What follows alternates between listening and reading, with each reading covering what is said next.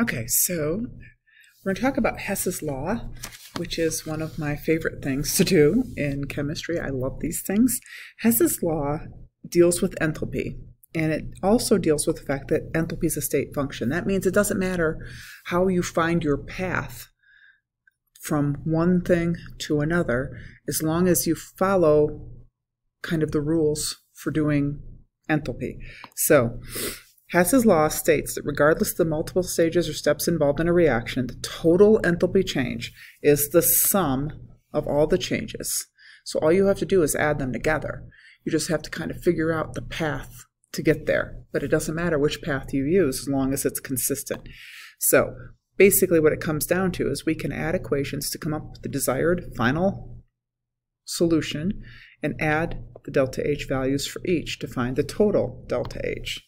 So an example of this is, given this reaction, N2 plus O2 goes to 2NO, and I want to find out what the enthalpy is for this overall reaction. Okay, so I might not know this number, but I do know that if I take an N2 and an O2, it'll turn into something called 2NO. So if I have N2 and one of these O2s, and it'll turn into 2NO, up here, that takes 180 kilojoules. Then, if I add another O2 to that, what happens is it releases 112 kilojoules. So essentially, by doing Hess's law and knowing individually the values for each one of these two, the 2NOs cancel out, and I can add those two reactions, and I end up with this, which means I can add the delta H's, and I end up with that. That's the basic idea. So here's a couple of hints. When you're using Hess's law, what you want to do is work by adding the equations up to make it look like the answer. It is really a way of, it's designed to work. It's not to try and mess you up. It's just you have to kind of make it work, but it's designed to work. And things that you don't want will cancel out. And the best way to get good at this is to practice, okay? A couple of hints: if the reaction gets reversed, that means the sign of delta H is changed. Exothermic becomes endothermic, and endothermic becomes exothermic, and that makes sense. If the reaction is multiplied by a number, any number, so is the delta H, because delta H is dependent on the number of moles. So the heat that's involved is correlated to the number of moles involved. If you have a desired reactant or product is written in more than one given reaction, I want you to skip it temporarily. This is one of my hints that makes it a little easier. So let's just kind of go through this. The way I usually teach first-year students is I start on the left of the desired reaction, and I try and find that by itself. Okay, only one time. So like carbon's only written one time. Oxygen's written all over the place. A lot of times water is too. So I'm looking for the carbon all by itself. They're on the same side of the arrow, but that has a coefficient of 2, which means this needs a coefficient of 2. And when I do that, I multiply everything by 2. I have 2 carbons plus 2 oxygens goes to 2 CO2, and it's 2 times negative 394. Now normally, I don't carry over the G's and the S's. The only ones I would ever worry about is liquid water, because sometimes water is a liquid and sometimes it's a gas. Most other times, everything else, it doesn't change phase. So I've done that reaction. I'm going to skip it, move on. I'm looking for H2 by itself. Okay, here's H2. That's the only place it is by itself. They're on the same side of the arrow. They have the same coefficients. So I'm essentially multiplying that by 1, and I'm going to rewrite it just because I can follow a little bit easier what's going on. It's negative 286. And notice I wrote my fractions stacked. To me, that makes it easier. Okay, then I'm looking for C2H2. And I see C2H2 all by itself there. But they're on opposite sides of the arrow, which means here I want it to be a product. Here it's a reactant. As a reactant, it's exothermic. As a product, it's going to be endothermic. So it's essentially multiplying by -1. But the -1 doesn't change your coefficients. You can't have negative matter. What it does is it reverses the reaction and changes it from being exothermic into endothermic. So you have 2 CO2s plus H2O liquid goes to C2H2 and 5/2 oxygen, and the value is 1300 kilojoules. Now, assuming I did this all right, all they want you to do is add those numbers together, and you'll get 226 kilojoules. And that's the value for this thing. Doesn't depend on the path you take to get there, but that's the number I got. Now, to prove that I did it right, this is where you're going to go through and you're going to cancel out anything that is identical on opposite sides of the arrow. So, for example, I have H2O liquid on the left and H2O liquid on the right. I have 2 CO2s on the left and 2 CO2s on the right. Okay, the carbons don't cancel out because I don't want them to. Neither do the hydrogens and neither do the acetylene. Those are all something I want to keep, but the oxygens need to cancel out. If they're on the same side of the arrow, they add. So that's 2.5 oxygens, and so is that. So that's my proof that I did it right. But this is what they want. They want the number.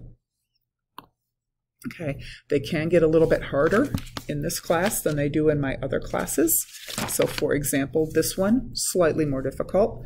I'm going to look for the 2B. They're on the same side, so I'm just going to rewrite it.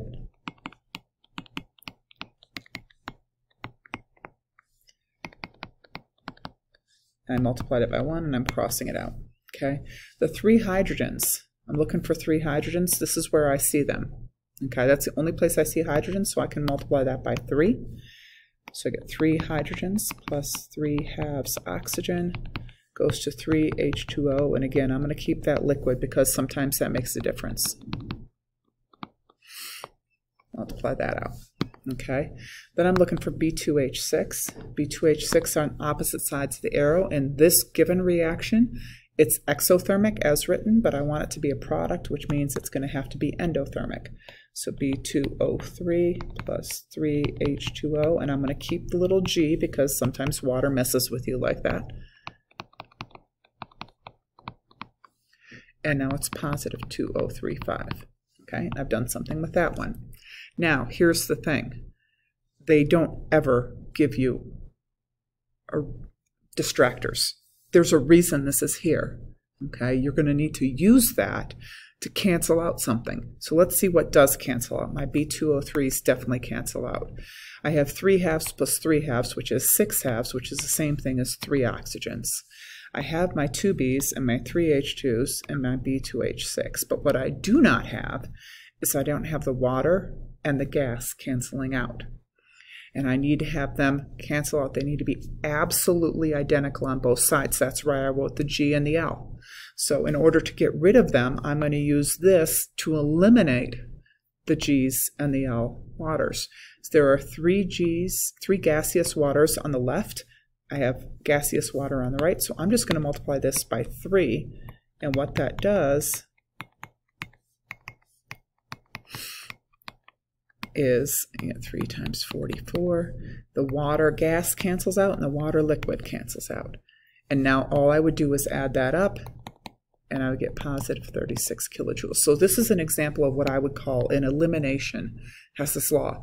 You have to use one of the reactions to eliminate something else. And these tend to be harder because you actually do have to write it all out. You can't just add it up like the previous problem. I had a reaction that I hadn't done anything with. I need to figure out what to do with it, and the only way to do that is to write them out. Okay, so this one gets a little bit harder. A couple of ways to handle this. So I'm going to look at this, and I look for my first thing, HCl. Here's my HCl. And I notice my HCl has a 2 in front of it, and it's on the wrong side of the arrow. So I definitely have to reverse this reaction, make it negative something. But you know what? I'm seeing a lot of 2's with a lot of things that I'm working with, NaCl, HNO2. You know what? I'm just going to double everything here. And that way I don't have to deal with fractions because I'm not a big fan of fractions. So I'm just going to do -1 on this, and I'll show you why I do that.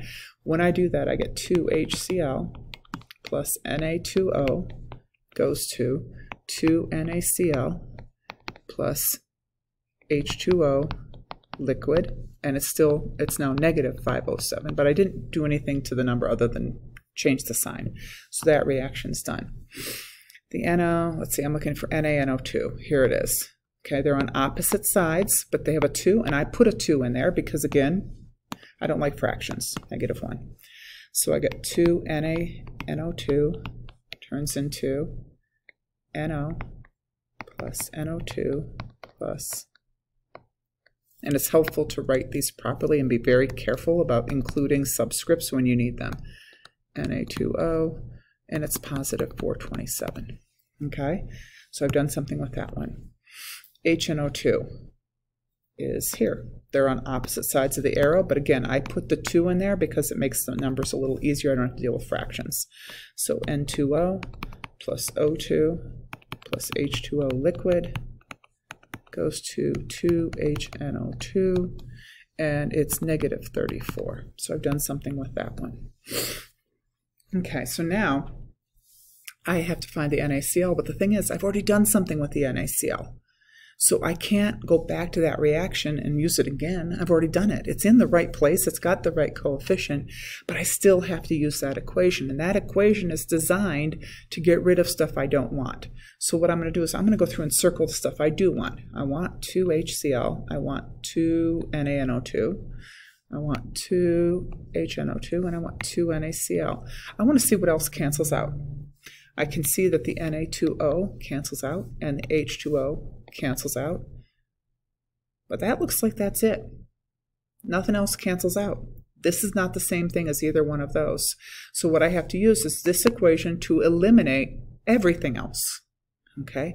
Conveniently, if I just look at N2O, it's on the left side in my rewritten equation and on the right side in the given. So all I really need to do is multiply this by 1. And what I get is NO plus NO2 goes to N2O plus O2, and it's still negative 42. And the N2O cancels out, the O2 cancels out, the NO and the NO and the NO2 and the NO2. And when I add that up, I get negative 156 kilojoules. But keep in mind, what I did is I doubled everything up here, and they didn't want it for doubled. So all I have to do is take that and divide by 2, and that gives me this value. So this is an excellent example of the path does not matter. Okay, maybe you're a person who likes fractions, in which case where you would put your fractions is you would do negative 1/2, negative 1/2, 1/2, and negative 1/2, and you would come up with negative 78 right away because you would not have doubled any of this stuff up here. Okay, either way is fine. That's why I say the path doesn't matter as long as you're consistent with what you do.